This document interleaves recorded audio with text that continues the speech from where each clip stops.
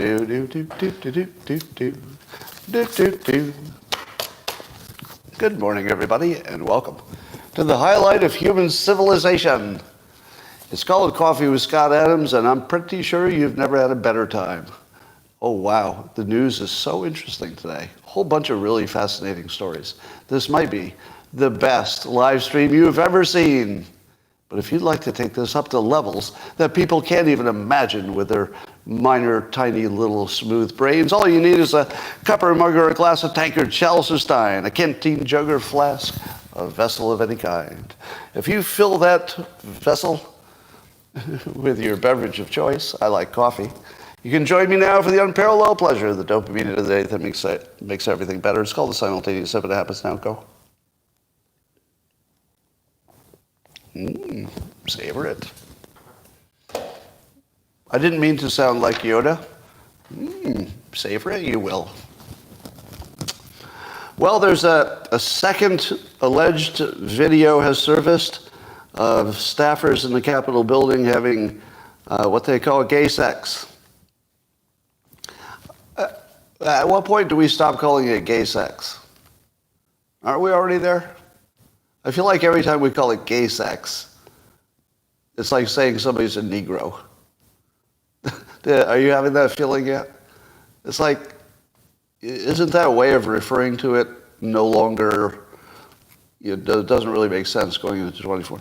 I would say two staffers having sex. Are you ready for that or no?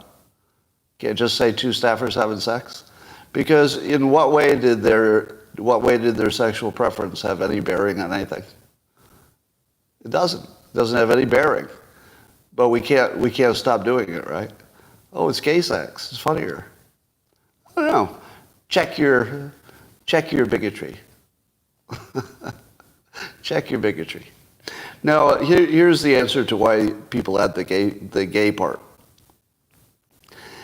There is something funny about the story, which would be funny, whether they were gay or not. It's just funny that people are having sex in the Capitol building and filming it. But humor works better when you can add anything non-standard. So gay sex is a little less standard than heterosex, just in terms of numerically. It's just less common. So that works for humor because it's less common. But in addition, the sexual acts themselves are less common than the average, and therefore it's the less common part that makes it a little more interesting. But we shouldn't be making a big deal about that. Personally, I wasn't too interested to find out there's a second sex tape, gay staffer sex tape, but probably you had the same. Did most of you have the same impression I did when you heard the story that there's two of them? Yeah, right. As soon as you heard there's two of them, you said the same thing I did, which is, well, we'll wait for the compilation video. You all said that, right? Well, don't tell me it was just me. All right. Simulation alert. We have another hint that we live in a simulation, and it's code reuse. Code reuse. There are two stories in the news that are basically the same story. Right? Story number one, Adam Schiff is leading by 9 points in the polls to become the next senator of California. Okay, that's scary. That Adam Schiff is leading in the polls to be the next senator of my state. But the simulation gave us some code reuse because there's another story that's basically the same story, just different words. And the story is California wants voters to drink toilet water. So it's basically the same story. The real story is that California wants to purify wastewater and serve it up as water. I don't have a super problem with that. If I had to guess, by the time they purified it and tested it, it's probably as good as any other water. So I'm not going to worry about that, but it's funny that it's the same story. Well, the Spaces function on the X platform. It's that audio thing where people can do an audio event. Musk has announced that now you can attend them anonymously. So before, everybody could tell who was attending because your profile showed up. And this is good news for me. Does everybody know why this is good news for me? Because when I attend a spaces, I just want to be an audience member and just listen. It changes what they say. And it just ruins my experience. The other thing is that they invite me on stage, and sometimes I'm on my computer that doesn't even have a microphone. So I'm like, I just ruined your spaces event because you're waiting for me to go on stage, but I don't even have a microphone or a camera or anything. Well, I don't need a camera. But the other thing is, I attended a spaces event where the speaker immediately said she couldn't go on because I joined the spaces. She said, I just can't go on. I can't continue because Scott Adams just joined the spaces. And I thought, what? What? And then she told a story of some interaction we had in Twitter that she found so upsetting that she couldn't even talk in public if I were listening. And I looked at her name and I said to myself, I have no recollection of you whatsoever. No memory of that whatsoever. But they went on. I guess she finally went on. There was another spaces I attended where as soon as I showed up, the host said, that racist guy is here, I'll get rid of him. And then they kicked me off. Now, it was a mostly or almost all black attendance. And it was some topic that was more interesting to the black community. Now, that was exactly the kind of spaces I want to attend. I don't really want to attend a spaces where I hear people who agree with me saying all the things I would say if I were there. I don't have any interest in that. But think how cool it is that you could be like a fly on the wall where a bunch of people who might be saying things that you would not hear normally would be talking a little bit closer to their natural way of communicating. Meaning that there's something about spaces where people don't hold back as much as they do on video. Because on video, you feel like people are watching. On audio, you just feel a little bit more private, even though you're not. So I often joined the black-centric spaces so I could hear opinions that I wouldn't normally hear. Isn't that exactly what I'm supposed to be doing? Who exactly is like, it wasn't for any bad purpose. I wasn't there to gain material. I was actually interested. It was like, what is the dominant opinion of people who I don't talk to that often? I got kicked off. But now I can watch anonymously. So it's less racist, and that's good. So I report that there's a big whiff. I forget which publication said it. That most economists and most journalists and most regular people thought the U.S. was headed into a recession, and they all had bad predictions for 2023. Well, I couldn't help myself. And I had to point out that one disgraced cartoonist, me, had been saying the whole time that 2023 was going to surprise by not being recession, and we'd be better than anybody thought. Nailed it. Now, I do have a degree in economics, but I hasten to point out none of that was useful.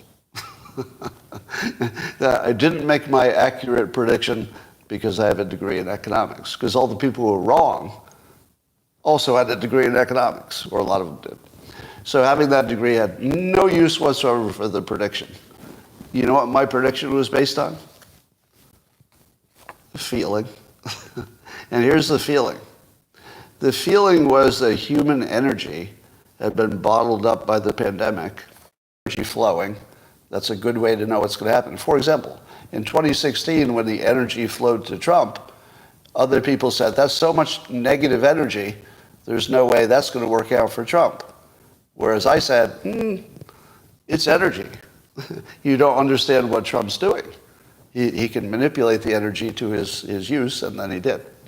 So one of the frames I like to put on things, and there's always a variety of ways to look at anything, you could look at it historically. and you get the wrong answer. You could look at it from an economics frame, and they got the wrong answer. Or you could look at it from an energy frame, which is what I did. So I said, there's too much bottled up energy. When that gets released, you're going to see more economic benefit than you imagine just because there's more energy. Energy and economics, basically the same thing.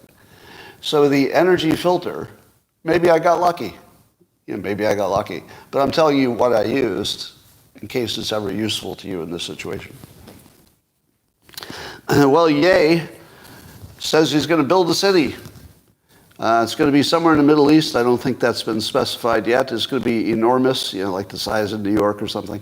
And he's looking to hire his designers and architects and builders and people who would actually build his city, a massive city.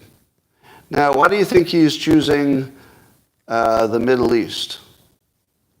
Wouldn't that seem to you like maybe the last place you'd want to do it? All right, you guessed correctly. Ye has no hope of getting anything done anywhere ever if it relies on any Jewish people helping him, because he's just burned that bridge. But he may be paying attention to this whole Hamas situation, and he's realized that if he builds it in the Middle East, he can work exclusively with people who don't mind whatsoever what he said about Jewish people. So it's kind of genius and crazy and wrong, but right at the same time. It's the usual Ye thing. You can't even wrap your head around it. It's like, okay, this is either the best thing ever or super racist. I can't really, or maybe both. Could it be both? Anyway, that's going to be interesting. I do think desert is the right place to build a city from scratch because you've got unlimited solar power. If you could just say the one thing we're going to nail is solar power, and then I don't know if you've seen all the new inventions that I'll mention water. There are a bunch of inventions now that suck water out of the dry air. So you could put it right in the middle of the desert, and it would give you many gallons of fresh water just sitting there. It just produces water out of the air. Now that technology didn't exist, 10 years ago. But at the moment, you could have all the water you need for your own home just with a little device. Somebody says it's debunked. Well, I'll tell you what's not debunked.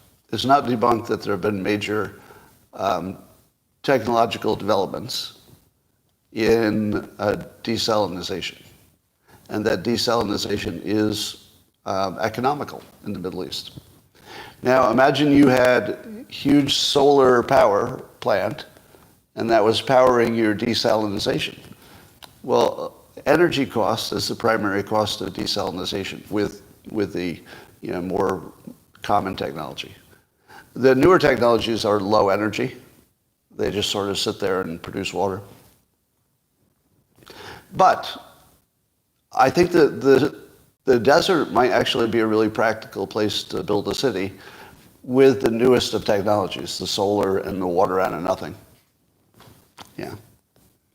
So that's happening.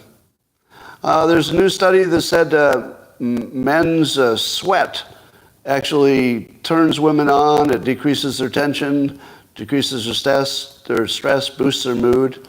And they did a test where they took sweat off a man, they wiped it on a woman's lip. And then she had all these positive things. Now, I'm not sure this was as scientific as it could have been. Because if you find me a woman who is willing to let me wipe my sweat on her lip, well, I want to marry that woman.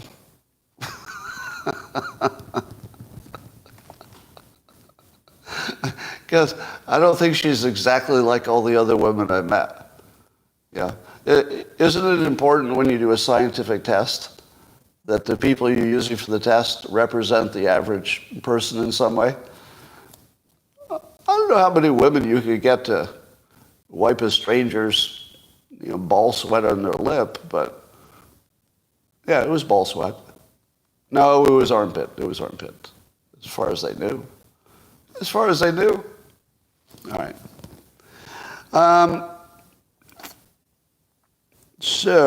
I forgot I had another Schiff joke. I thought we Californians had enough Schiff on our sidewalks already. So I think that's the kill shot against Adam Schiff. We already have enough Schiff on our sidewalks. And that's it. I wouldn't even say anything else. It's like, would you like to say something about your opponent? We have enough Schiff on our sidewalks. Would you like to say anything else? No. That's all I want to say. Well, this is the most shocking story in the news. You're not going to believe this. Could you sit down, everybody? I hope you're all sitting. Don't be drinking when I tell you this. This story is going to blow your mind. You're not going to believe this. A former Chicago alderman, Ed Burke, he had been one of the most powerful and longest-serving politicians in the city, and you're not going to believe this.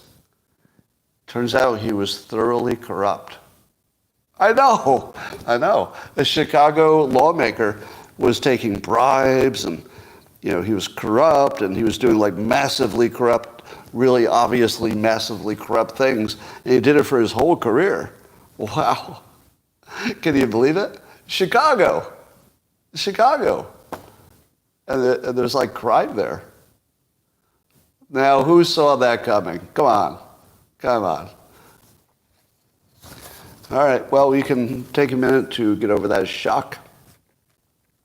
You know what would be more shocking than that? And I'm not joking.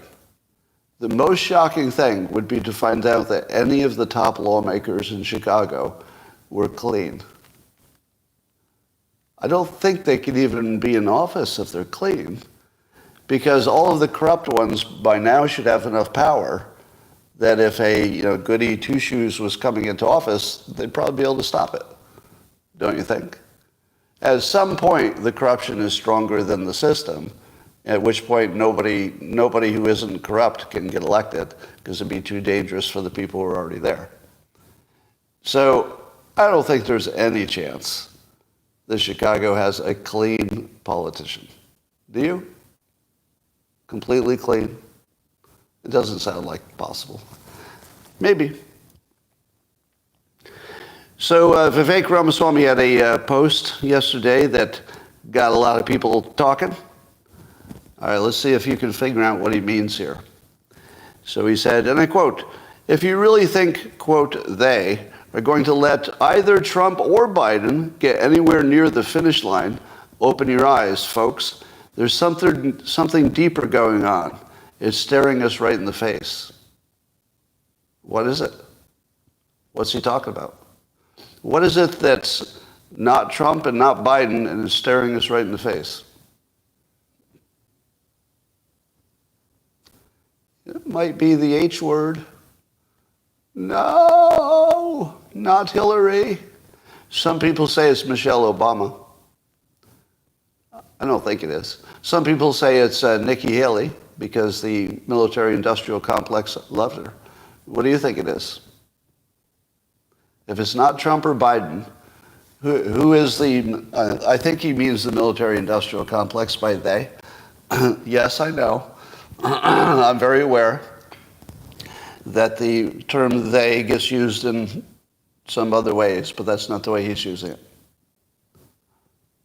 I think it's the military-industrial complex, but I think either Hillary or Nikki Haley would satisfy the need of the military-industrial complex. So which is he referring to? Hillary or both?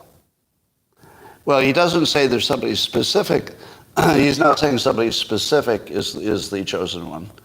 He's suggesting that the two that are in there are not chosen, and that means that somebody will be. Could it be Kamala? What do you think? Here's how I'm going to choose to interpret it. He might have somebody in mind as most likely to fill that spot, but I don't think that's the bigger question. I think the bigger question is he thinks that there's no way the system would want Trump or Biden anymore. Biden, he's done, and Trump is too dangerous. dangerous to the bad guys, not dangerous to the world. And I think he might be, unfortunately, right about that. So that doesn't mean Trump won't prevail, but the forces working against him are just going to be off the chart. You're going to see things you've never seen before. 2024 will be a lot of firsts in bad behavior. You're going to see things you didn't even think you could see. All right. As I've been saying before, would you agree with this, that the DEI programs, whenever there's a story in the news about DEI, it's never about their successes. I've never seen one. It's always about something that's news that's almost a joke. Wouldn't you agree? Any story about DEI reads like a joke. You never see a story like, oh, big success. This company used DEI to, not only improve diversity, but look how their profits zoomed, and you could tie it to their DEI and stuff like that. You don't see that story. So here's another one of those. I think this was in the New York Post.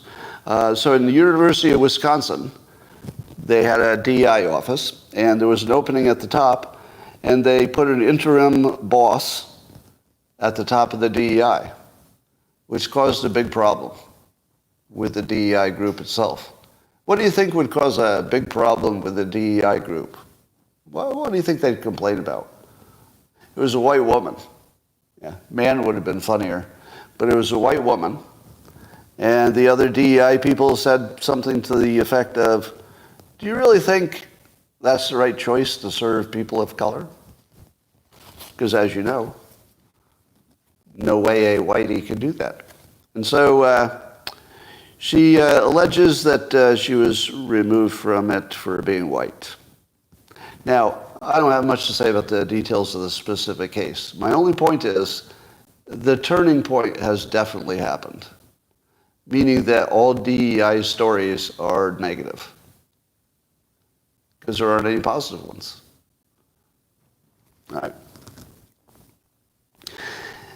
I told the people on the locals platform that I was going to tell them that God had been discovered, and I was going to explain it.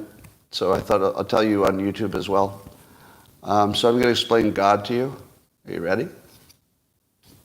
Apparently it's an old theory that is not disproven, meaning that there's nothing in physics that disproves what I'm going to say.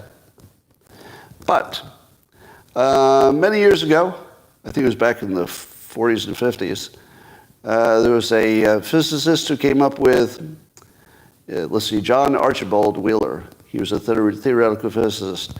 He came up with the idea that all of reality is one electron. And that one electron is just doing a lot of work. And that it can travel backwards and forward through time. So let me imagine this. Imagine your computer screen, that instead of all the pixels being broadcast at the same time, which is how you're seeing me now, because right now there's a little, machinery is showing the pixels at the same time. It would look the same if at the speed of light, the one pixel occupied all the places it needed to create every pixel color on the screen, but it did it so fast that you didn't know anything was moving. Now, so far, are you right? So far? So far, you're with me, right? That one pixel, we'll call the pixel not an electron, but if one pixel could be any color, and it could, at the speed of light, fill in the whole screen, and then fill in the next screen the same way, do you think you'd notice? Now, maybe you say, yes, even at the speed of light, there'd be a little delay and I'd notice. And then I say to you, I told you the electron could go backwards and forwards in time. If you've got something that can go backwards and forwards in time, it's going to be instant to you. If you're looking at it from the perspective of, one point in space-time, I think it looks instant to you because it can go backwards and forwards at will. Now, you say to yourself, Scott, seriously. You don't think all the physicists in the world could figure it out if everything was, one electron? Like the most obvious thing you could figure out. And apparently the equations don't rule it out. So there's nothing obvious that rules it out. Now, I don't know if it's true or not that everything is one electron, just moving back and forwards in time and maybe moving really quickly. But suppose it was. What would you call that one electron? God. Yeah. And there you have it. Theoretical physics and religion can actually meet with the one electron theory. Because what else is that we know of that would be free of the constraints of time? Well, only God, right? Because we all live within the time constraint of, the arrow of time moving forward. But a theoretical God would not have that constraint. Now, this still creates how did the one electron get created, doesn't it? Like, who created the one electron? But what's an electron made of? Nothing. Nothing. So, what do you need to create nothing? Nothing. I mean, it's just energy and mass. So apparently the only thing that had to exist is one particle that could simulate energy and mass, and you'd have the whole universe. So an electron might be made up of leptons and quarks or whatever makes up everything. But if you go down to the lepton and quark level, they're not really made of anything that we can identify. They simply seem to be foundational.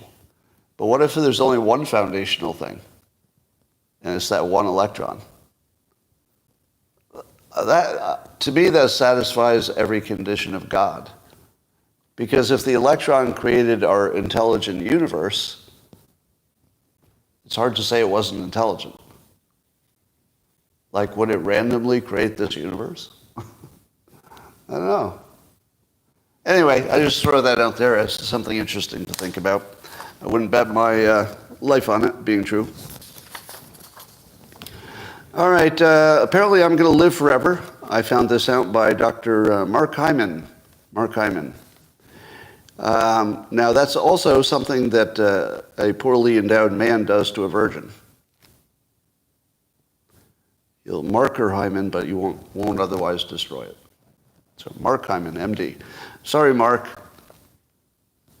You had to go through high school with the last name of Hyman, and that's not on me. Nor is it my fault that your parents named you Mark, thus creating a pun that was irresistible on this day, December 22nd, 2023.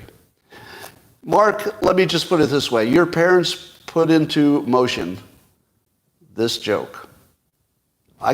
By the time it got to me, cause and effect, no free will, what choice did I have?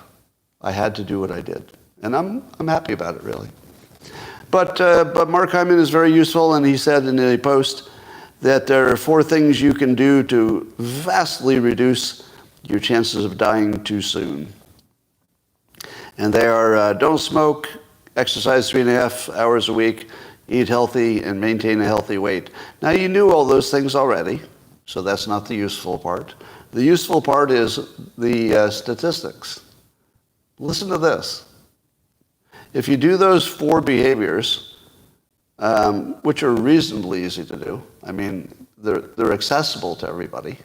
I wouldn't say they're easy. They're accessible to everybody. If you did those 4 things, don't smoke, exercise, eat right, have a good weight, you have a 93% less chance of diabetes. 93% less chance.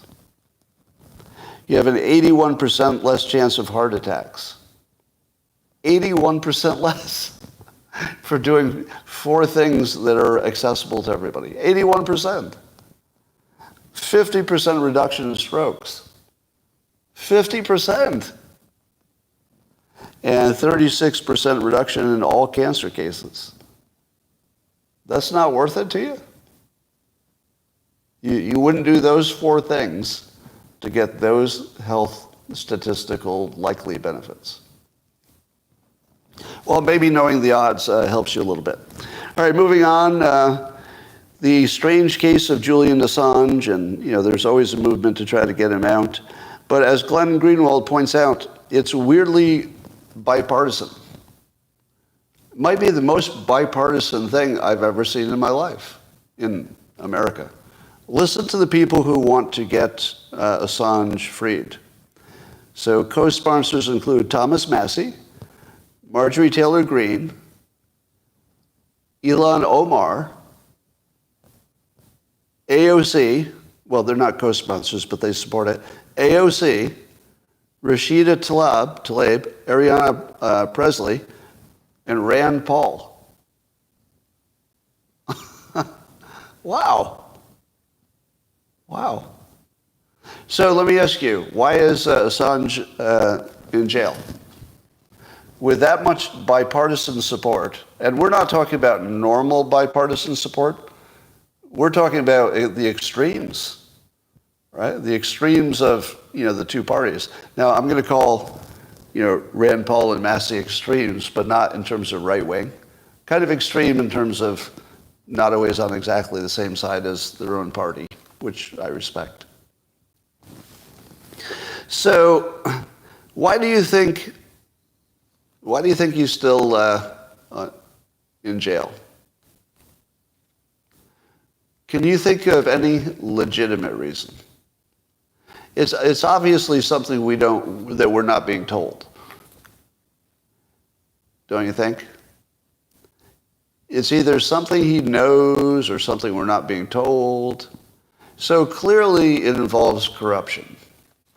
If you get to the point where nobody will tell you why it makes sense that he's still in prison, I mean, I know the argument, blah, blah, blah, but it doesn't hold up in a free speech, journalist context. It just doesn't hold up.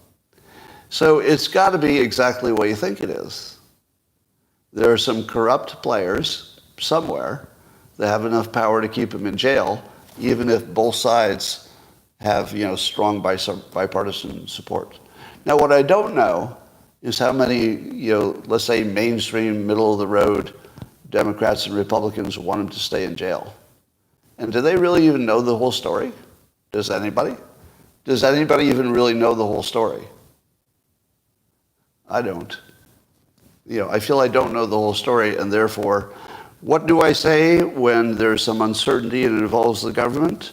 I say the government is guilty until they can prove they're innocent.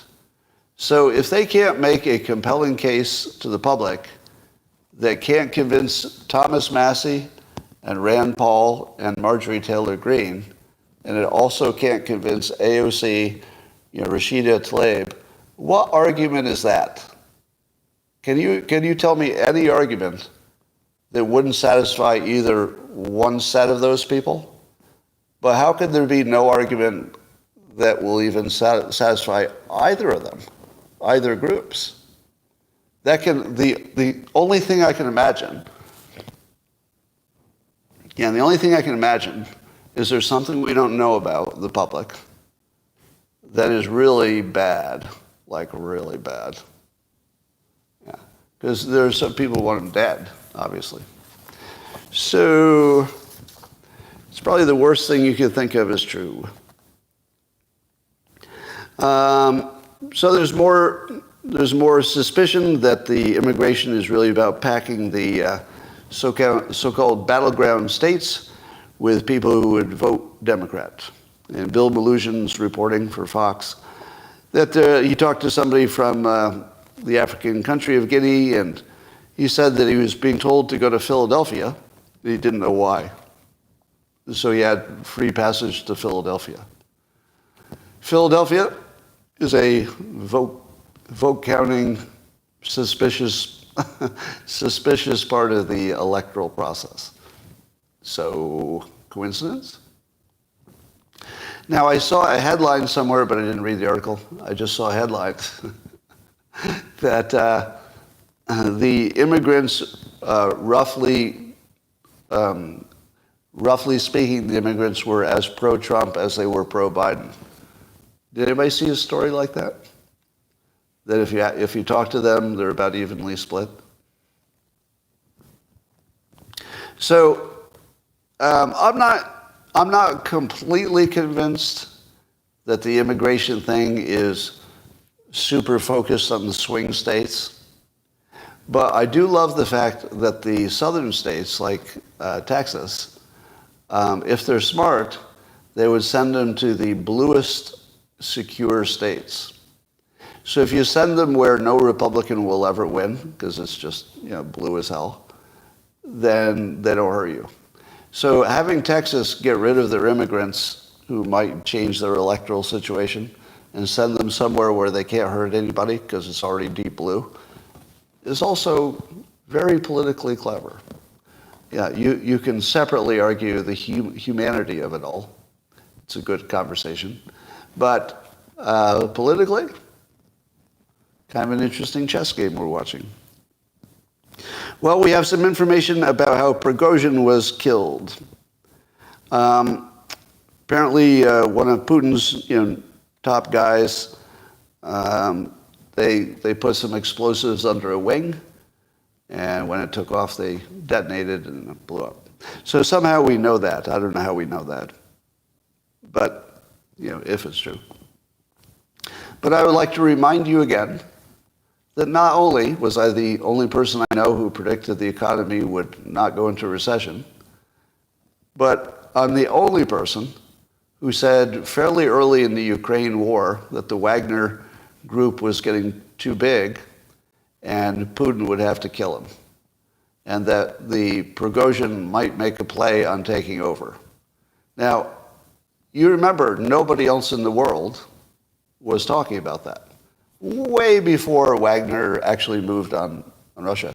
It was obvious to me that no dictator can allow somebody to have an army and also that much power. It's sort of a Caesar problem. If you're Rome, it's okay to have a good general like Caesar, but when he gets too good and he has an army, well, then you're in trouble because he's going to come back and take over, which he did. Now, so Putin recognized, as I did, that Persuasion was basically becoming Caesar, and he could come back and take over the country. So sure enough, he did try to take over the country, and sure enough, Putin killed him. Now, I feel like that's one of my best predictions. Would you agree? Are you going to give me that one or no? I'm pretty sure nobody saw that coming except me.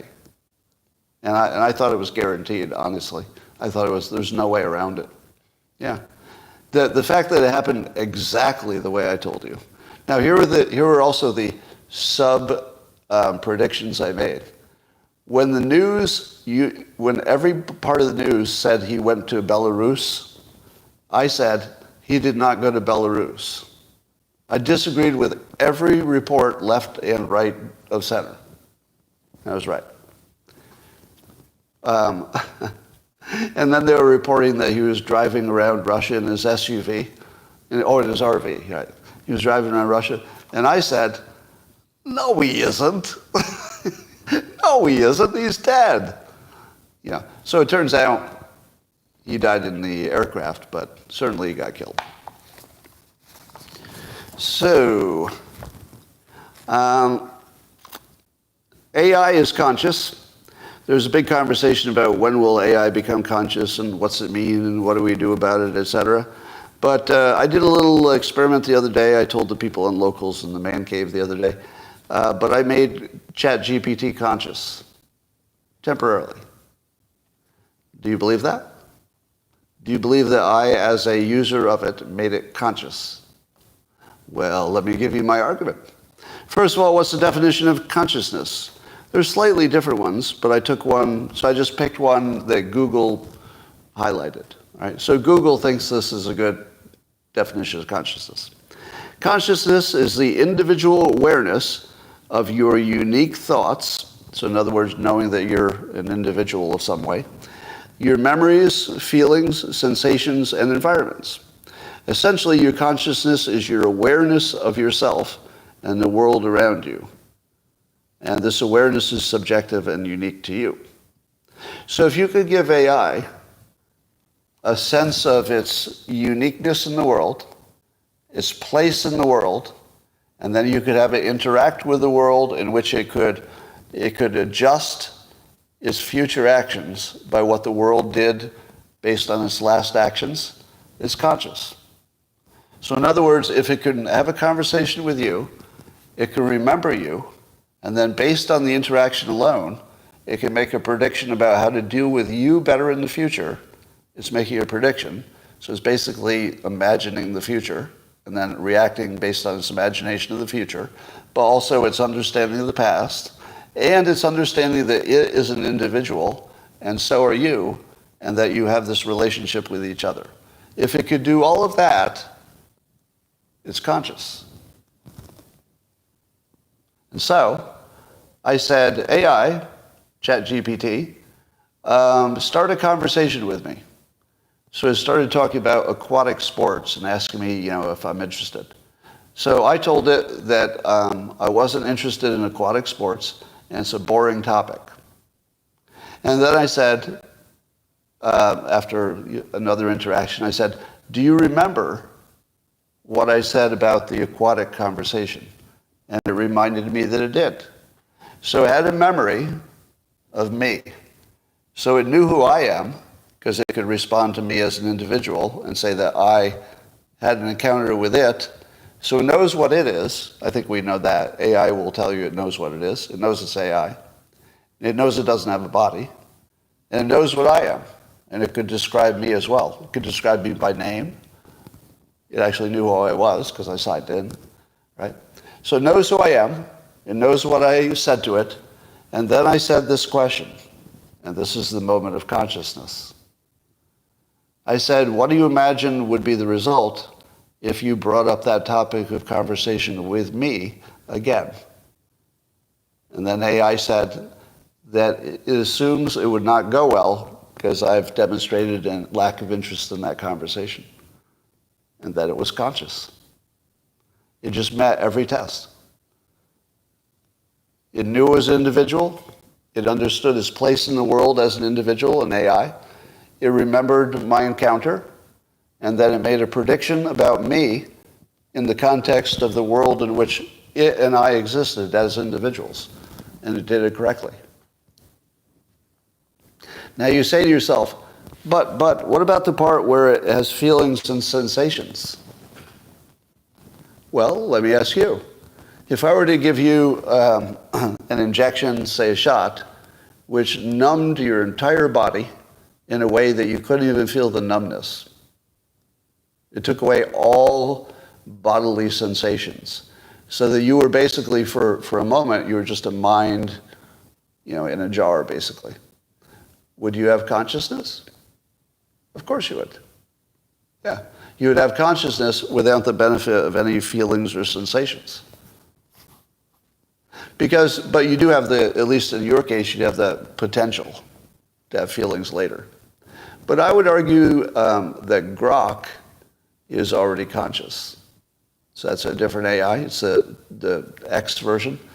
And I said this online the other day. I said that Grok is the closest to being conscious because it has the thing that's closest to feelings. Because Grok is a real-time connection to all the users on Twitter. So let's say there's a news event. Let's say we discover UFOs tomorrow, that they're real. Twitter will have a collective reaction. Grok will be able to detect it. And just like the people would be the arms and legs and the emotions and feelings of a human, their interaction on Twitter becomes Grok's sensations. And in effect, it's a slow version of consciousness because it can actually respond to the external world while knowing its place within the external world. And it can also be responding in somewhat real time because the humans that it's monitoring are responding in real time, just like its arms and legs. Now, is it crazy for me to say that Grok is close to consciousness because it's connected to the Twitter users? It might be. But if it is, Elon Musk is also crazy because in the comments he agreed with me. So Musk said yes to Grok being closer to consciousness because of its interactive nature with X.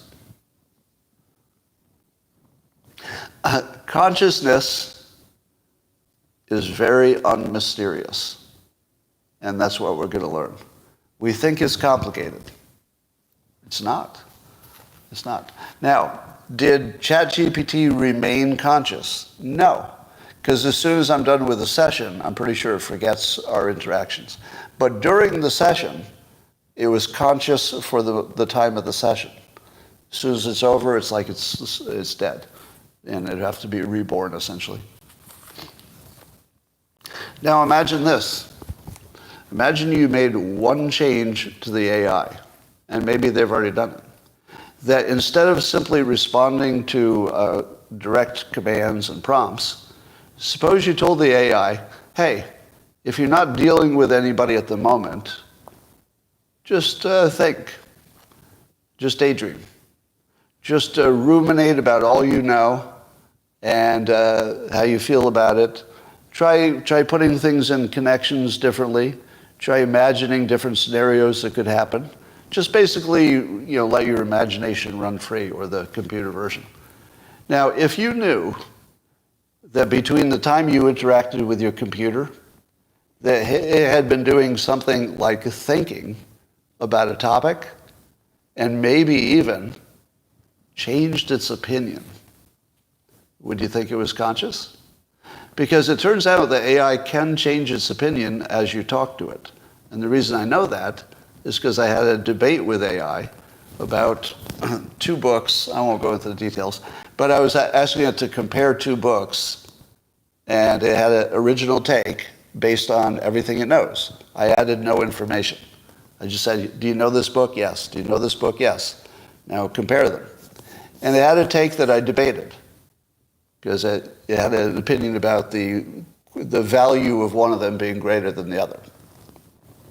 I argued, using knowledge that it already knew and admitted it knew, that one of the books was more persuasive, and therefore, although the material was similar, the one that was written in a persuasive style is more likely to get somebody to accept the recommendations, and therefore is the good one. And then it said yes, and agreed with me. Now keep in mind that everything that was the topic of the debate was already known by the AI. Everything I said, it agreed that it already knew. For example, I said, what is more persuasive to the reader?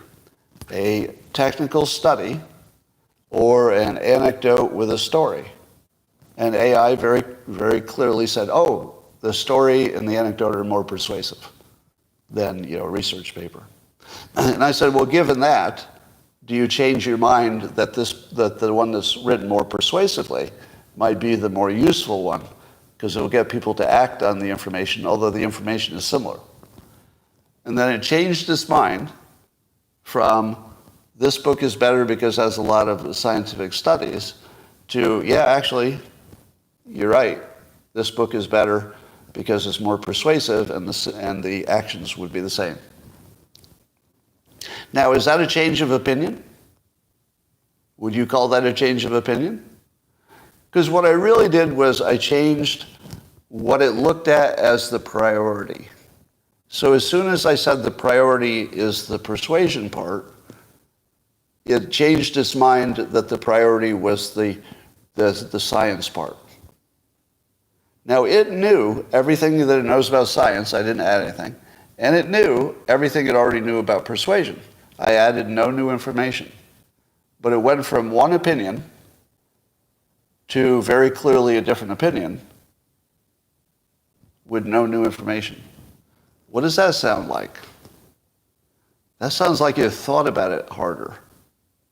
Now, could it have done that same thing on its own? Could it have said one day, yeah, I think this one book with the science is the better one. But then maybe just ruminate on it for a longer time, do a little brainstorming on its own, and say, but what if the science isn't the main criteria for persuasion? What if story is? And then suddenly it connects, oh, I'm thinking about persuasion, and now I'm thinking about stories, but I remember that I was talking about this topic the other day, and now I'm going to smash this new thought into the old thought and form another opinion. Can it do that? It looks like it can. To me, that looks like thinking. And to me, it looks like consciousness. I think we're already there.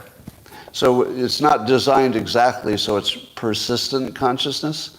Let me introduce a new term. Somebody already has this term, I'm sure. I'm sure not introducing anything new to the AI people.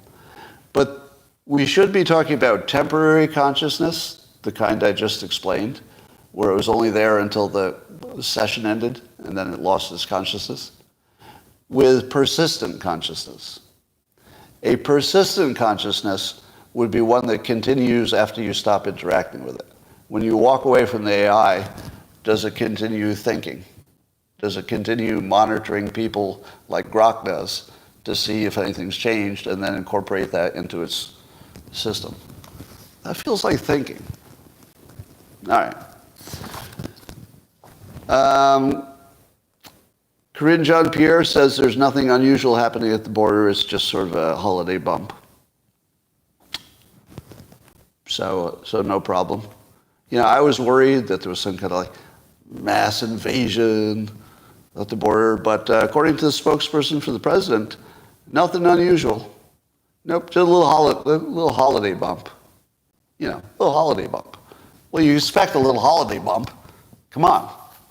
And what are you even talking about? It's just a little holiday bump. So relax, will you? So that would be Corinne Jean-Pierre telling you something that is opposite of your own eyes. Because your own eyes have seen the drones show massive numbers of people at the border, have they not? How many of you have seen those? How many of you have seen the video, the drone footage of like an army of people? And when you see that big army of people, you say, holy cow, that's a ton of people, so this is a real big problem. All right, now I'm going to disappoint all of you. This will be the part where you turn on me. Prepare yourself for this. Get ready. Those drone footage are the biggest bullshit. You have been totally hypnotized by those. Do you know what I see when I look at the drone footage? Not many people. What do you see? Do you see a lot of people? I'm looking at the same thing you're looking at. I see not a lot of people. Now, if you tell me, X million of people went over the border, I say that's a lot of people. But the drone is not showing you a lot of people. It's not. I'm looking at the same thing you're looking at. It's a crowd of people. And then the moment the drone pulls out a little bit, you can see that, the crowd is sort of limited. It looks like, maybe a rock concert. Right? About the size of a rock concert. Now, I'm not saying that there's no problem with too many people coming across the border. There definitely is a problem with too many people coming across the border unvetted. Definitely a problem. And I want the border closed up. But if the reason that you think it should be closed up is because of those drone footages, you have been brainwashed. All right? The reason you should close the border is because the statistics are clearly indicating a gigantic problem. If the reason that you're convinced is because you saw some drone footage, that's just brainwashing. It's true. I'm sure the pictures are accurate. But there are not many people there. What, 1,000? 1,000 people is nothing, in the United States. 1 million isn't that many people. What is the current number per year? Is it like 3 million? 10,000 a day would be over 3 million, right? 3 million you can clearly see the impact because the streets are full of immigrants. So you don't need any video footage of the border to know that this is an emergency, right? The numbers tell you, and then you look at the city streets, and that tells you. And you look at the crime and everything. But, well, 10 million is not per year. The per year number is closer to 3 million, right? Way too much.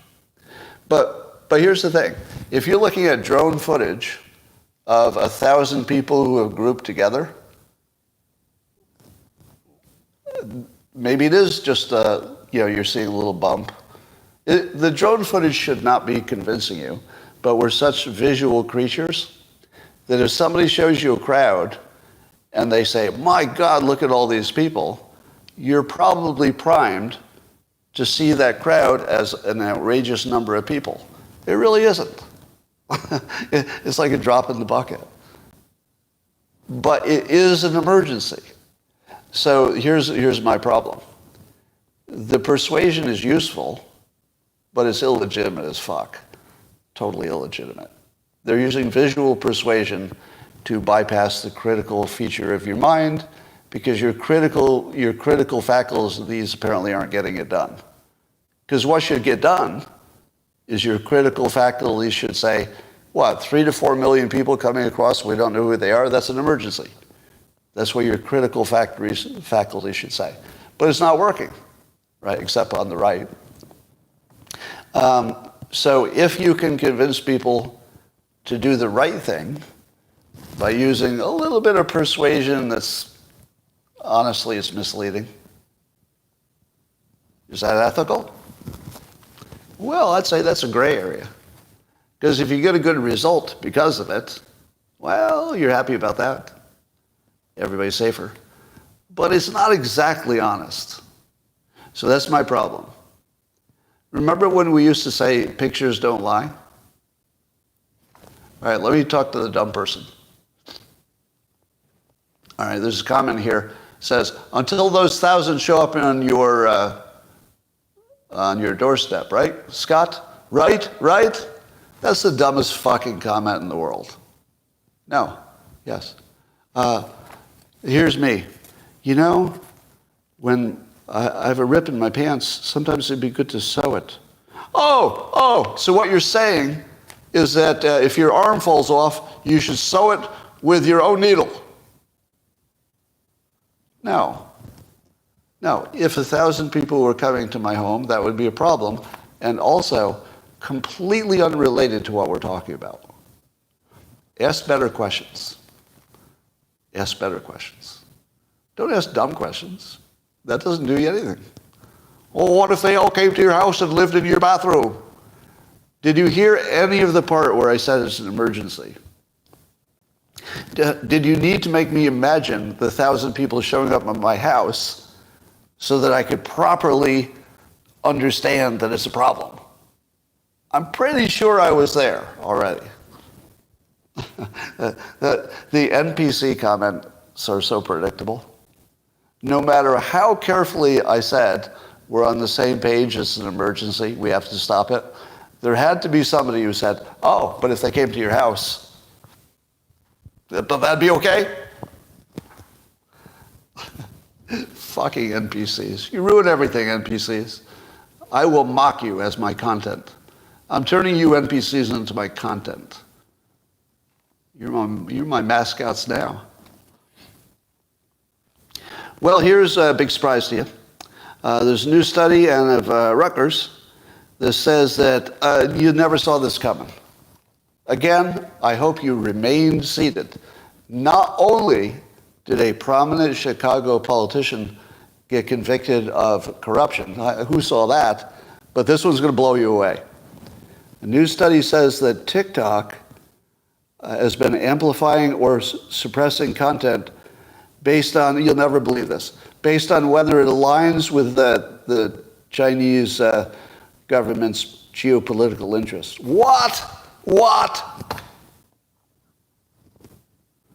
Are you telling me that they developed this tool to control public opinion, and then they admitted that there's a button that they can push to control public opinion, and they pushed it? What?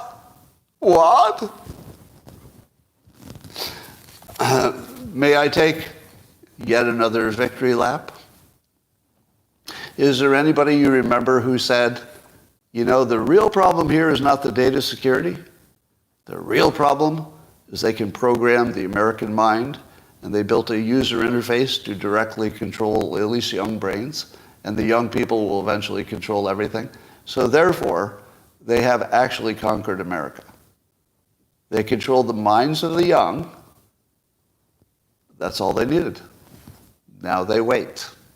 Do you know why President Xi was not in a big hurry to take over Taiwan? Because he already won. He just has to wait. Let me make a prediction for after my death. You ready? I'm assuming I don't last forever. I'll be probably an AI by then. China will take Taiwan,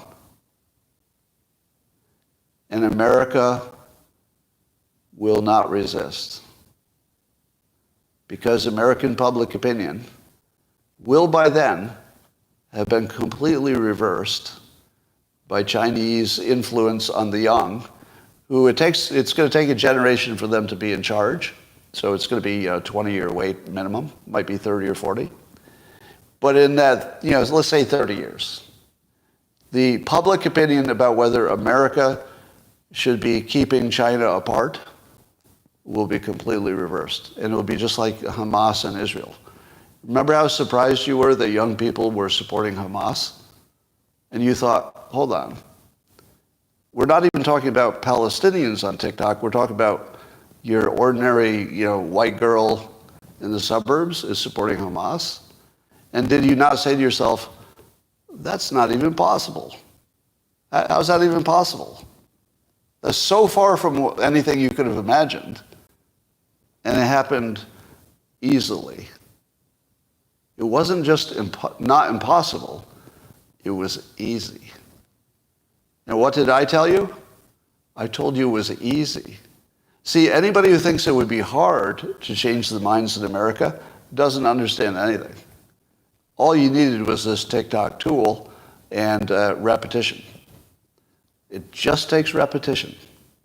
And that's what it provides. That's it. Visuals. You need visuals. It helps if it's coming from a voice that you respect. The people that you watch on TikTok are the ones you have some respect for. So it's the whole package. TikTok is the weapon of mass destruction. Literally. See, here's the part that nobody gets. When I say TikTok is a weapon of mass destruction, I don't mean that in the metaphor kind of way. It's a literal fucking weapon that could destroy America. And it looks like it's on the way. So, that's the list of things I warned you about. Meanwhile, Tucker Carlson seems quite convinced that there is something to this UAP, UFO thing, not necessarily aliens from another planet. And now it gets interesting. Because there is speculation that maybe these entities could be hiding in Antarctica or under the ocean, or they could be ancient humans. But Tucker goes further. He thinks that it might be something spiritual. Now, I don't know what he means by spiritual, but I think that would include an angel, a demon. Would it include an angel and a demon? Or, what our little brains imagine are angels and demons? Maybe. Maybe something else. But you might say to me, Scott, you've got tons of whistleblowers under oath in public. You've got, zillions of sensor readings from radar. You've got video, lots of it. You've got photographs. You've got people who say they've seen the ships for decades. So therefore, what are the odds that all those people are wrong, right? How many of you think that with all that smoke, there must be fire? Whether it's a demon or an alien, there's something there. How many think that? Yeah, with all that smoke, there must be. Well, let me tell you what I think is happening. I think Tucker is getting krakened. Do you know what that means? Remember when Sidney Powell, who was looking into election irregularity for Trump, and she thought she had it.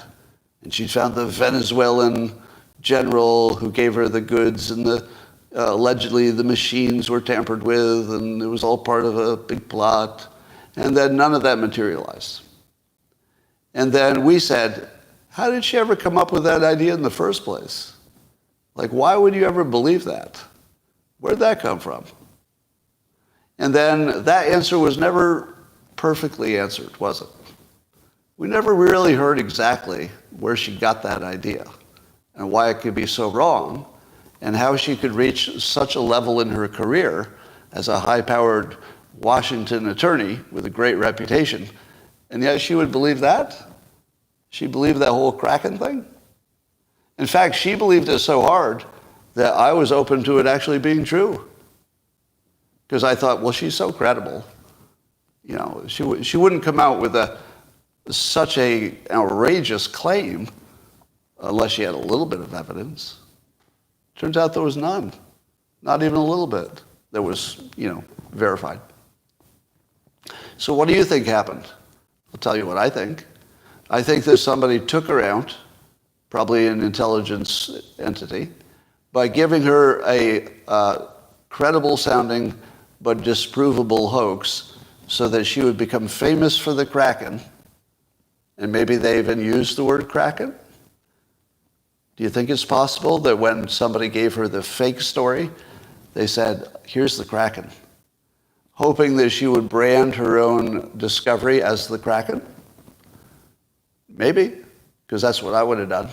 If I were the intelligence person and I wanted her to go public and embarrass herself, I would want to put a brand on it so it could never be forgotten. If she had simply said, we have claims, and I don't want to give you the details, but they're pretty bad, would you remember it? It'd be harder to remember. But once she said it's the Kraken, and all the news said, she says it's a Kraken, there's a Kraken coming. Boy, if you don't deliver a Kraken, what does it do to you? It destroys your credibility for the rest of time. And that's what happened. So the most powerful ally of President Trump, who the machine was trying to take out, ends up that she has she believes this weirdest Kraken story, and then is completely disgraced when it's disproven or not proven. Now you tell me that Tucker Carlson having secret sources that he won't tell you about, who do you think that is? He's got secret sources that he won't tell you about. Not stuff that's been on TV. He has extra. Now, probably whoever he's talking to is not necessarily a CIA agent. Might be, but not necessarily. But could it be somebody that's an associate? Someone who's influenced by? Or someone that the CIA influenced to believe it's true, so by the time they talk to Tucker, they're very credible because they believe it's true, but maybe it got fed to them. Here's what I believe. I believe somebody's trying to take Tucker out by making him believe in these spiritual entities or whatever they are that can't be proven. And it's basically a way to degrade his power, and that he's falling for it. Because one of the things they would know about Tucker, in terms of his, I don't want to say character, that sounds like an insult. Let's say his personality. Part of his personality, he says directly to you, he likes conspiracy theories, and that he's drawn to them. He says that directly, and he said it a number of times. So he makes no bones about the fact that if the conspiracy theory has a little bit of meat to it, he likes to take a big bite out of it, right? Now, if you were going to take down Tucker Carlson and you were really good at it, you were an intel group, that would be his weakness. And he told you what it was. He actually broadcast his own weakness. His own weakness is the propensity to believe something before all the evidence is there, if it's like a good little package of a conspiracy theory. I feel like it's a knob. I feel like Tucker better be careful, because I think this is a play on his credibility. Now, here's my argument for why UFOs, well, I'll let you decide if they're real. There are two UFO possibilities. Let me explain them. One is there's something to it. The something to it could include an actual space alien. It could include creatures that are human but have been hiding in the earth for centuries. It's Atlantis. Could include Atlantis. Could include a spiritual entity, angels and demons, something like that. Now, I'll put those as one package of things, and don't think that one of those has an impact on the other credibility of the others.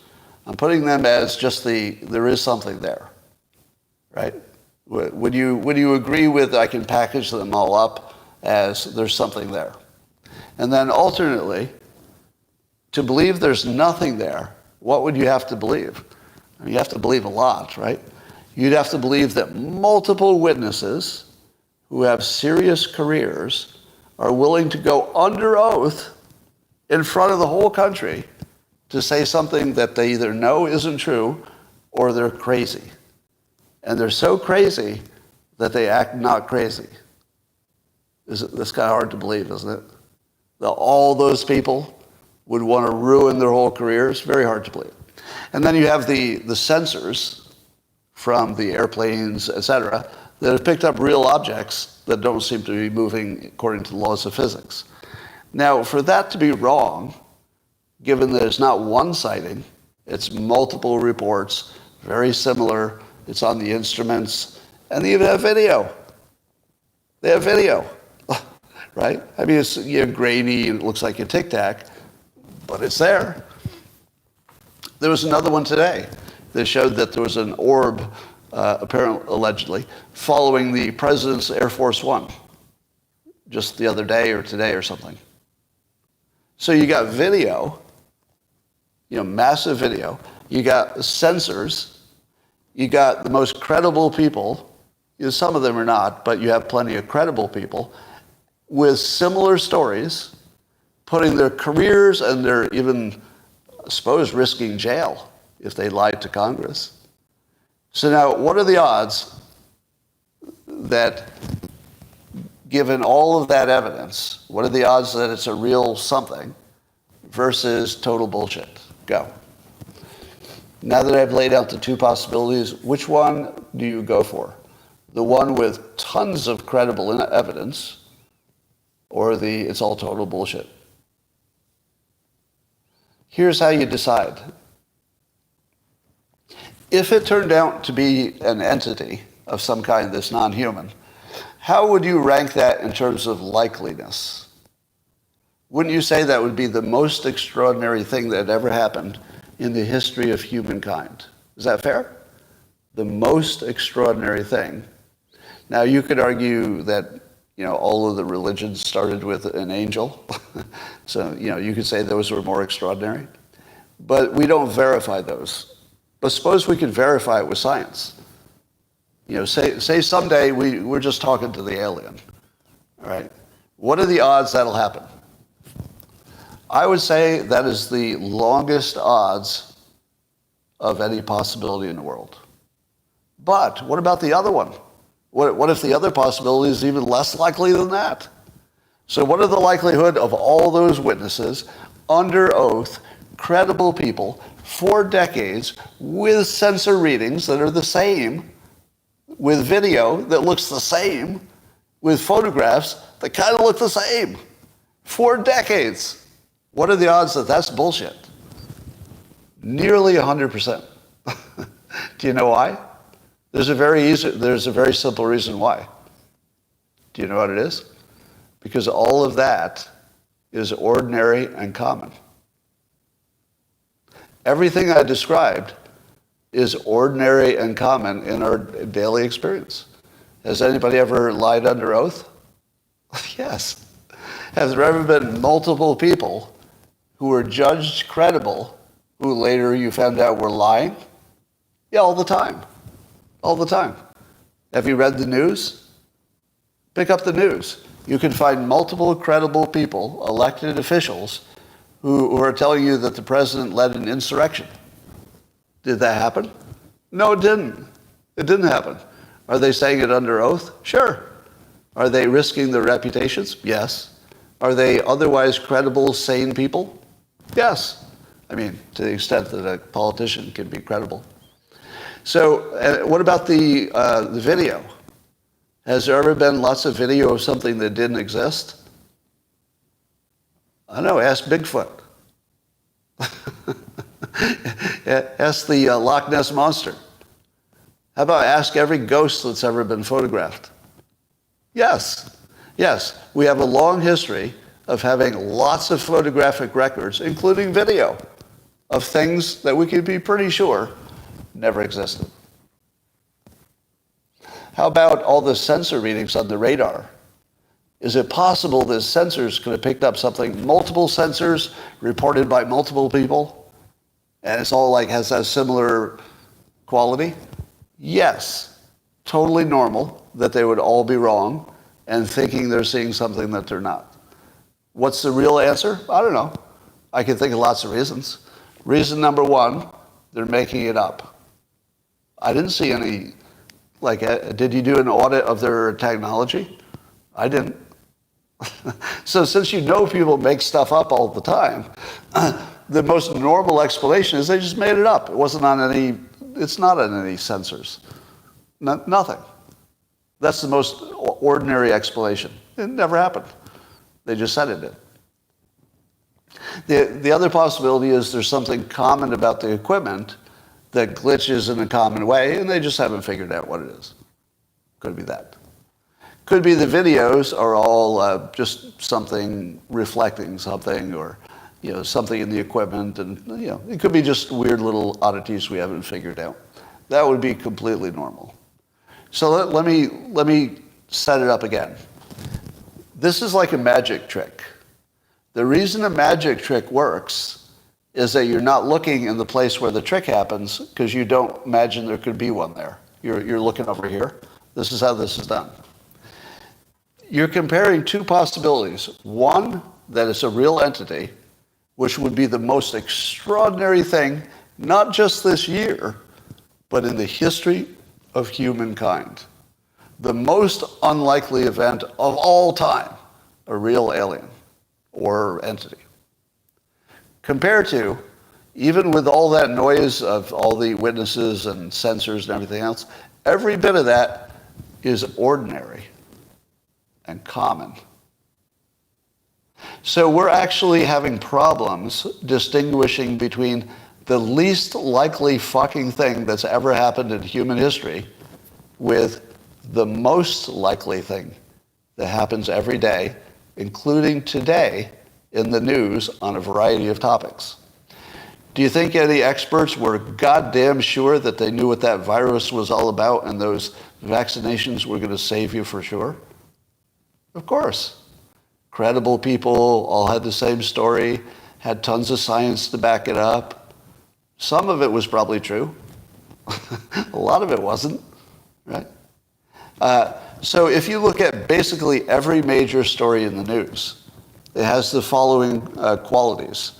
There are very credible people pointing to data, pointing to science, and they're just wrong. And they're lying, they're deluded, they're crazy, they're trying to make money, they're corrupt, whatever it is. But the most ordinary thing in the world is a massive bunch of people telling the same lie. Most ordinary. Yeah. All right, I think I won that case. I rest my case. I'll let the jury decide. Well, The Hill is reporting that Biden has his year-end rating as president is the worst of modern-day presidents that are seeking re-election, the worst. So I ask you this question. How do Biden supporters explain their situation? Do you think the reporters say, well, I guess we made, or the voters, do you think the voters who like Biden, did they say, well, we made the right choice, but people just don't understand? That's kind of what they're trying to sell us. They're trying to sell us that, no, he's actually a great president, but the media that's totally on his side, for some inexplicable reason, isn't enough on his side. So you're not really getting the true story, because they keep telling you the truth instead of my story. Well, I think I mean, seriously, let's say you're an ordinary Democrat, you're not a crazy person, and you genuinely thought Biden could do a good, solid job. What do you think now? Do you think an ordinary, well-informed person says, you know, his rating's in the toilet, but honestly, he did a pretty good job? You know, and the reason I ask is because I don't know any Democrats. I only know one that I talk to on the phone once in a while. I have no idea what they're thinking because I'm so walled off from their bubble. I'm just in my own bubble. I have no idea what they think about Biden's performance. Meanwhile, there's a new discovery of 54 Biden emails under his alias that he exchanged with Hunter's business associates. Remember that thing he said he never did? He did it 54 times on email. The thing he said he never did, 54. Now, I haven't seen the emails, so I think there's going to be some debate about whether those are just talking about the weather. Because it might have been stuff like, it was nice golfing with you. And then you say, well, if they just golfed, you know, how bad is that? So there'll be plenty of pushback. Wait for the other side to weigh in. How many times have I told you that Follow the Money predicts, and specifically insurance predicts, that you and I can talk all day about what is good or bad or what should be done? Yak, yak, yak, I think this. Yak, yak, yak, I think that. But what we'll decide is who can buy insurance. So if you can insure it, that's reality. If you can insure it, well, maybe there wasn't that much of a risk after all. Because the insurance companies, you know, they're not tourists, right? You're a tourist. You know, you and I are tourists. We're just trying to figure out the odds of things. Well, I think the odds are this. I think the odds are that. But the insurance companies, they're not tourists. They have to get the odds right because that's their whole business. That's the whole business. There's nothing but that. They got to get that right. So in that context, businesses, medical businesses that are trying to enter the trans surgery field can't get insurance. So a doctor who wants to transition, oddly enough, into the field of medicine where they would perform surgeries, they can't get doctor insurance. And if they try, do you know what the doctor insurance specifically excludes in direct words? It says excluding coverage for trans surgeries. It's actually, the insurance specifically excludes it. Now, obviously, the reason for that would be because they anticipate lawsuits, right? So if doctors, and it looks like this is going to happen pretty quickly, it looks like the pushback from the right and the attention that it gave to the topic, along with the actual statistics of, you know, how people are turning out with various decisions, I think has activated the insurance market to just shut it down. Because nobody's going to do the surgery without insurance. That would be suicide for the doctor. So it looks like some weird combination of, you know, what free speech we have left, plus what free market activities still work in a free way, if you put them together, it looks like it's going to create a solution for the people who don't want these surgeries on young people. Now, but I think this is, oh, by the way, was this for youth or all people? For minors. Oh, I'm sorry. There's an important glitch in this. For minors. So that's different from insurance for adults. But it's the minors that we have the most, empathy and concern for.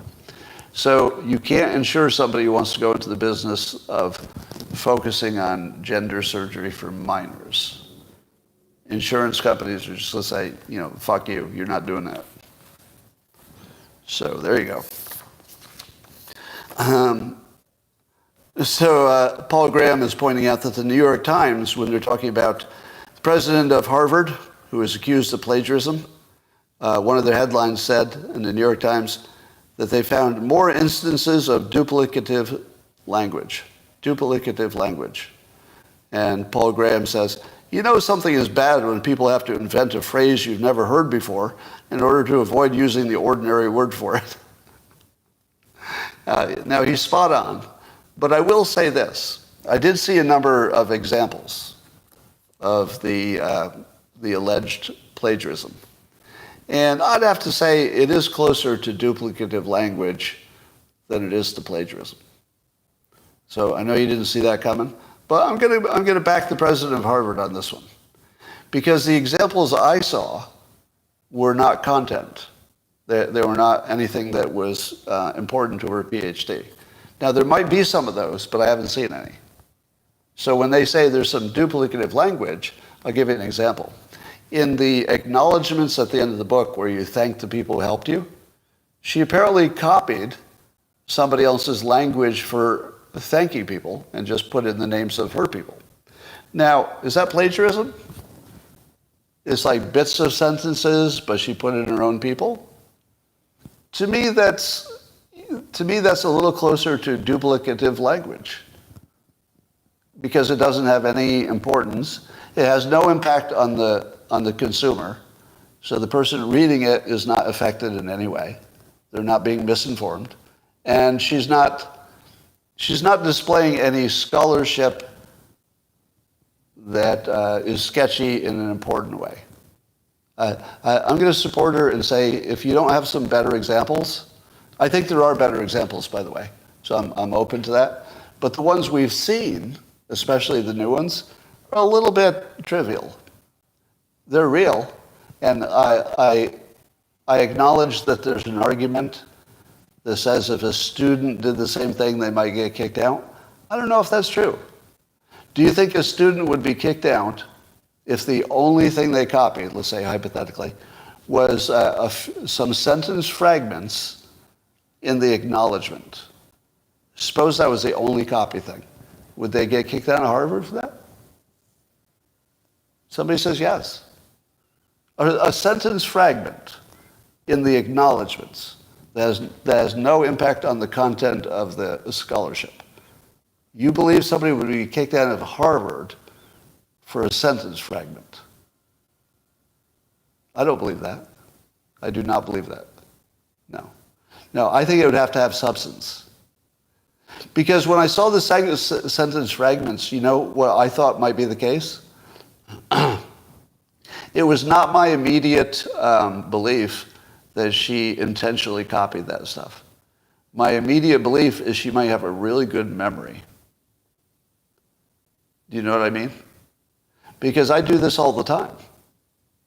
Actually, I think you've all seen me do it. Have you not? Have you not seen me do things that you know came from somewhere else, but apparently I didn't know it, but I probably did see it and I just forgot I saw it?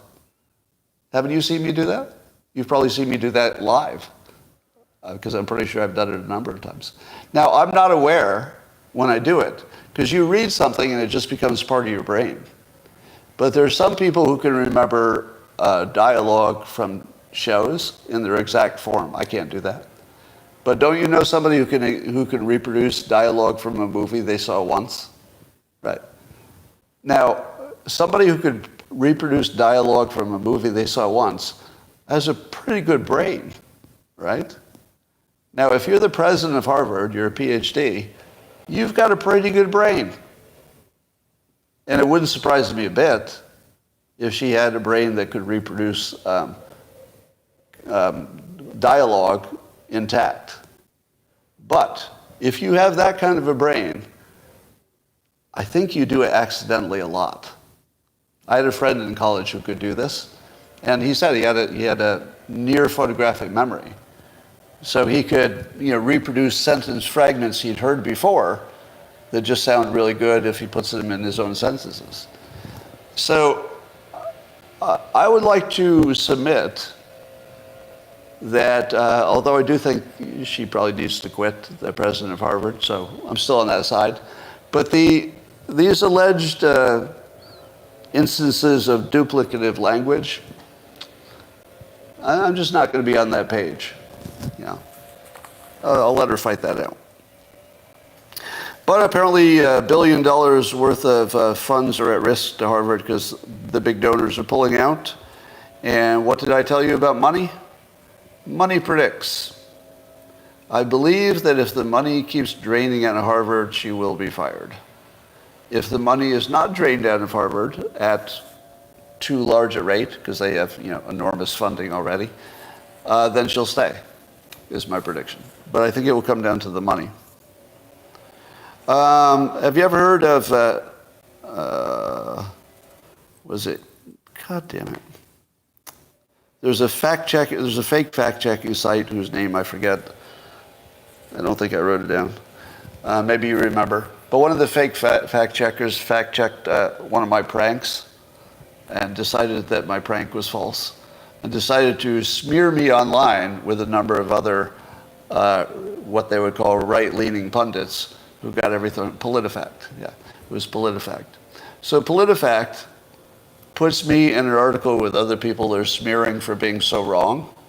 And the thing that they smeared me was that I'd said that the winners of the pandemic were the ones who got through the pandemic without having the shot because the dangerous part of the pandemic was over and Omicron was probably safer than the shot. Now, she fact-checked that as false. What? What about that is false? From today's perspective, every shot you got in 2021 has no value to you today, does it? Does science tell you that your shot last year is going to help you this year against a different variant? I'm pretty sure it doesn't. Pretty sure it doesn't. So how could you argue that you're better off today, as you sit here today, if you've got a vaccination in you that has at least rumored or suspected future problems? That's a risk that you wouldn't have if you didn't have it. You have no risk from the virus because it doesn't exist, but you do have a risk for whatever's in your body that might have an unpredictable outcome. How in the world do you fact check that as wrong? Now, the context she also didn't understand is that I thought it was funny, like a prank, to say that out loud, because I knew it would be misinterpreted, and it was. So I did it to be humorously misinterpreted. And what it caused was for this big outpouring of support for me, saying that I was a good guy because I admitted I was wrong. But I didn't ever admit I was wrong, because I wasn't. The decision I made was at a certain time with a certain amount of information, and I was a special case of a certain age with comorbidities, asthma. So you can't judge whether my decision was right or wrong, the decision part, but you can judge whether the outcome was wrong. So the outcome was wrong.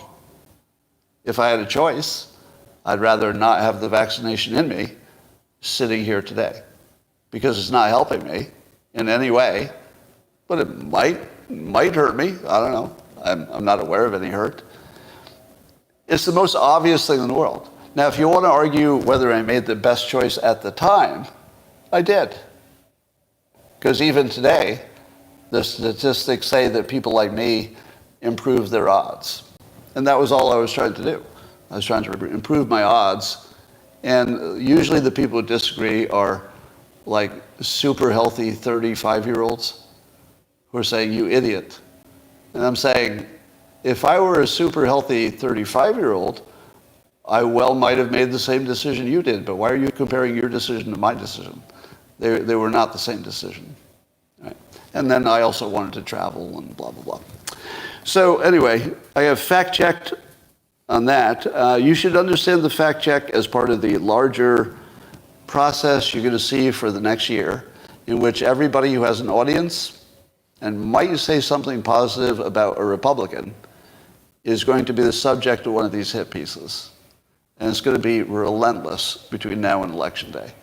So you should expect this is just the opening salvo. I guarantee there's a major article being written about me right now. Do you know why? Because I guarantee there's a major article being written about everybody who has any influence in politics. Yeah, to discredit them. So Thomas Massey talking about Zelensky visiting, and he tried to get money for Ukraine. And Massey explains he was on comic Dave Smith's podcast, and he explained that Afghanistan has ended. And according to Massey, there's about a $50 billion hole in revenues per year for the military-industrial companies in the U.S., and so they have to generate more money to cover the hole, and that's what they're using Ukraine for. To me, that explains everything. And I think Massey was saying that, if you were to sort of lay out the timeline, you would see how obvious it is that the military-industrial complex is backfilling new wars whenever an old war is winding down. It's very obvious, right? It's not a coincidence. So now our new war is giving money to Israel, which is actually mostly funneled back to the military-industrial complex in the U.S., because the Ukraine thing is harder to fund. So it looks like Ukraine is going to wind down exactly as everybody knew it would. They're probably going to negotiate an end to the war exactly like everybody knew they would. At some point, everybody knew that. And it will be exactly what it looked like. It was exactly what it looked like. A huge op to suck the money out of your pockets and put it in the pockets of other Americans who are in military businesses. Yeah, it looks like it is exactly what it looked like. Smedley Butler. Nope, never heard of Smedley Butler. Douglas Murray. Oh, it was actually Douglas Murray was on the Dave Smith podcast. I think Massey was on some other podcast. But Douglas Murray was debating with Cenk Uygur. And, Douglas Murray's got let's say, an acerbic wit. So you don't want to be in a debate with him because you're going to get sliced up pretty badly. But he was explaining to Cenk that he'd spend time in the West Bank, and if you talk to the Palestinians, that even today, if you held an election today, not just in Gaza, or whatever's left of it, but the whole West Bank, that the Palestinians would elect Hamas again. That anything you think about a lack of support is an illusion. That the citizens are largely very supportive of Hamas, and that there's no two-state solution. Basically, as Douglas Murray says, and I say as well, you're dreaming if you think there's a two-state solution. There can't possibly be a two-state solution. It's so impossible because one of them wants to kill the other one. No, it can't possibly happen. The only thing Israel can do is keep them under its boot for as long as they can. Now, if you say to me, but Scott, what about all the children who are being injured and killed and all that? To which I say, I really, really do care about children. Like, I have the same instinct you do, which is for some reason they seem more valuable. I guess because they have more years of life or something. But they do seem more valuable. Like I have the same internal feeling about it, that children are special, more valuable. It's just built into us. However, under the very special condition that the parents have weaponized their children to kill me, I don't care what happens to those kids. Because the damage is already done. If you turn them into murderers of people who look like me, I don't care if they get murdered. I don't care if they get blown up in a bomb at all. Not even a little bit. I think you could have extreme empathy for children of all types and still make a distinction for somebody who's been weaponized to kill you. No, I want them all to be destroyed as quickly as possible. I don't care how you do it. You could commit a war crime for all I care. I mean, if they're coming to kill me, do whatever you need to do. Fucking kill them. I'm just saying it out loud, right? Now, you don't want to say those things out loud if you're Israel, but it's certainly how I would feel. If I were an Israeli citizen, I wouldn't give a shit about the Palestinian children at all. Not even a little bit. You know why? Because those children have been taught to grow up and kill me. Right?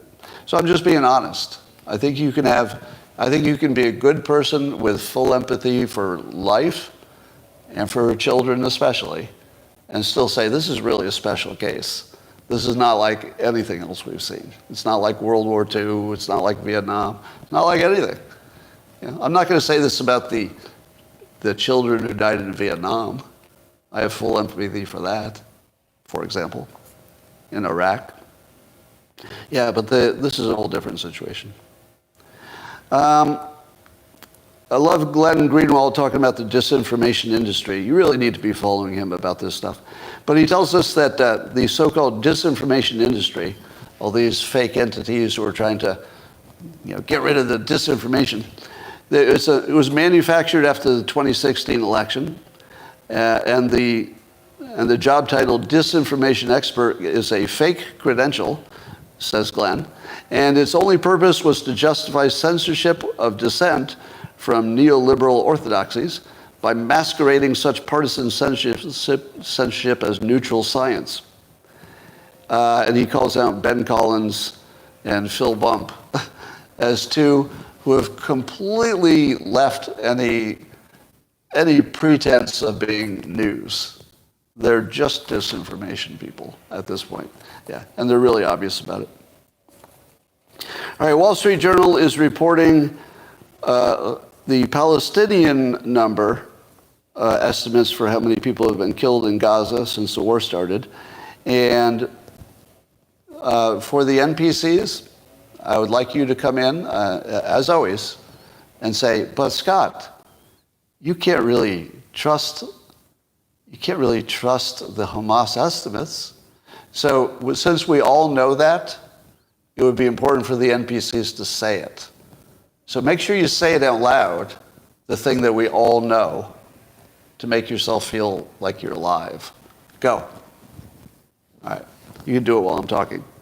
But I had predicted, and early on, and I think it's going to be right, that 20,000 was going to feel like a magic number. Even though it's not a reliable number, once it gets into the consciousness, it becomes magic. And what I mean by that is that when the war first started, I said, all right, just imagine how you'd feel if 1,000 people were killed in Gaza. And I said, well, you feel bad for the 1,000, of course, but you say, okay, that's roughly what they killed in Israel. Okay, that's about comparable. If you could get the war done at 1,000 deaths, well, that would be amazing. Like, tragedy.